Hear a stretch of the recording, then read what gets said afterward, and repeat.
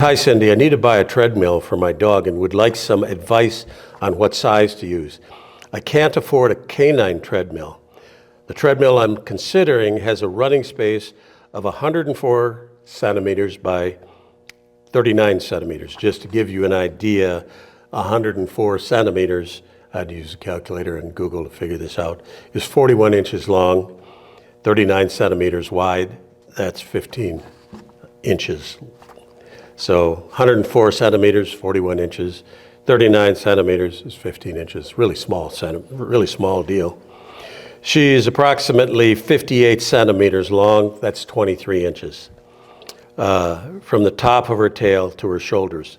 The treadmill is for walking only and not for a small percentage of total exercise.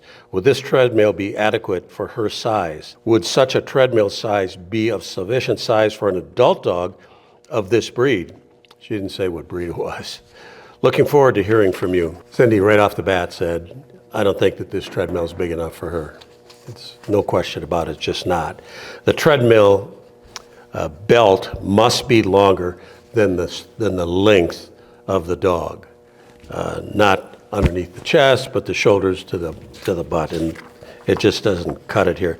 Like we have a German Shepherd, Art, and we have a treadmill that we bought, and maybe we should sell some. I like the ones we use. And Art needs his stride is 6.5 feet long. We measured it. So he needs at least a 7-foot long treadmill. And to go any shorter than that, it's just not going to work. I like now what this lady says afterwards. She says, thanks for your reply. The example you gave is useful. At least I have some guidelines now. Thanks for all you do at Leerburg. I'm getting brilliant results with my dog from watching the Leerburg content.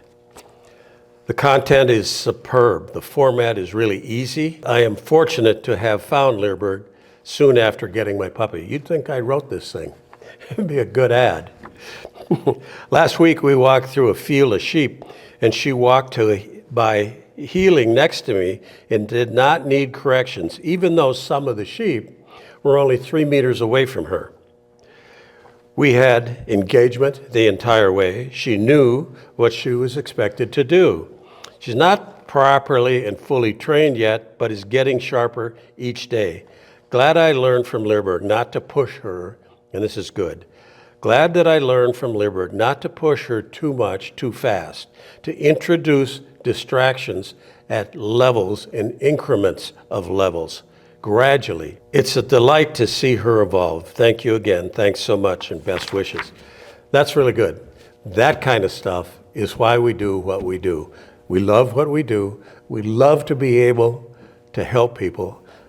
I don't think we're egotistical in saying what we're doing. It's just a passion that I've had forever.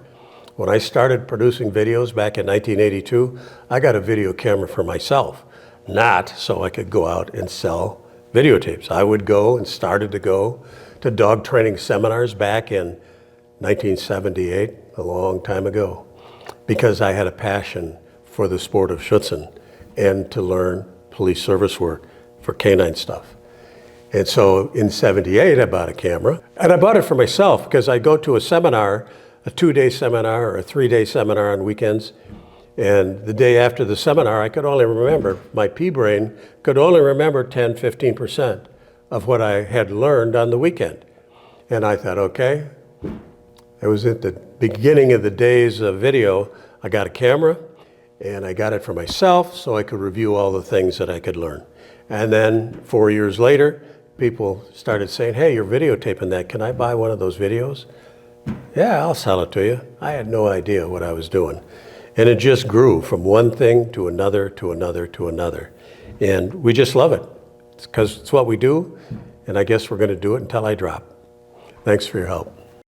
So in closing this out, if I take it for granted that this person is kind of a new dog trainer, if you're a new dog trainer, we don't sell treadmills, but I would point you to one of the videos, probably one of our most popular videos, is titled Basic Dog Obedience.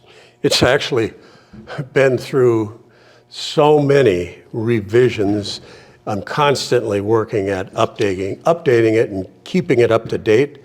Over the years, I can't even think of how many times I've redone it. It's the old story, I produce an online course or a DVD, and 6 months or a year later, it seems like there's things I should change or things that I should add to it. But I would point people to the basic dog obedience and to our intermediate dog obedience.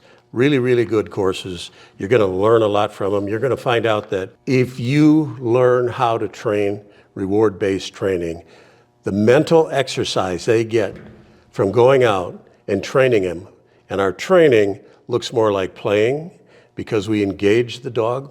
We build our relationship with the dog. They want to spend time with us. When we're done, we bring them back in and they lay down and they sleep because they're dreaming about all the things that they just did. So don't underestimate the power of good dog training, reward-based dog training on exercising in your dog, because it's mental exercise is almost as good as physical exercise.